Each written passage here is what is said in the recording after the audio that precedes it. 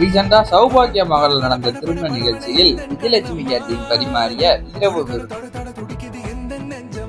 pineapple role, காரவடை, Chettinad special உக்கரை, தேங்காய் சட்னி, புதினா சட்னி, தயிர் வெங்காயம், மாங்காய் ஊறுகாய், ரொமாலி ரொட்டி, மிளகு paneer butter masala, veg mutton biryani, காளான் குழம்பு, பொடி நெய் ரோஸ்ட்,